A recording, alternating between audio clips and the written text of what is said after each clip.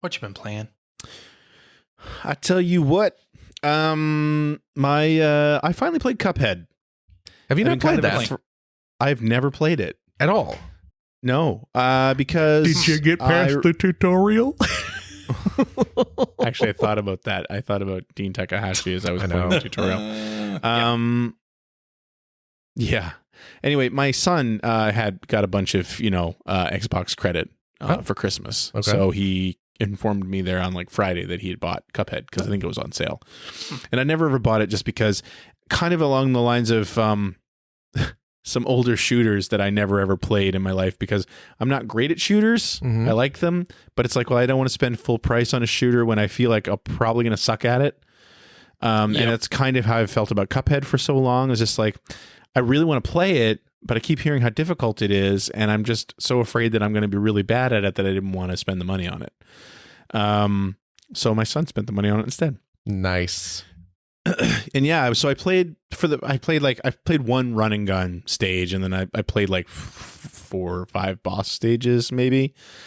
And man, I know I'm talking about a game that's super old at this point, but I was still blown away. I knew what to expect, and I was blown away by the animation and the audio and that. Like, it's just unreal how it looks. It still looks amazing. Yep. Yeah, not nearly as well so far, not as difficult as I was expecting. And I think it's something that my son and I'm probably going to not play it anymore until my son says he wants to play multiplayer on it. Oh, okay. Cool. But it's gorgeous. Like, yeah, I can't get over how much I like it. So hopefully. Well, and you got that DLC coming out in June. Oh, yeah, that's right. Oh, yeah, right. Hopefully it doesn't get too difficult further down the line. I've been basically going in and doing the bosses on beginner mode first, and then when I beat that, I'm going back in and fighting them again on regular. Because you can't get the soul contracts or whatever they're called unless you beat the bosses on regular difficulty. But I find that playing at beginner is a nice introduction, so you kind of know what's about to happen, but I think I've been finding that really in beginner, everything's a little bit slower, and there's always like one stage of the boss missing.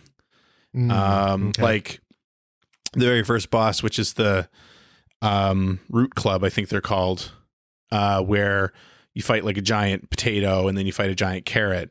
On beginner, you fight a giant potato and a giant carrot.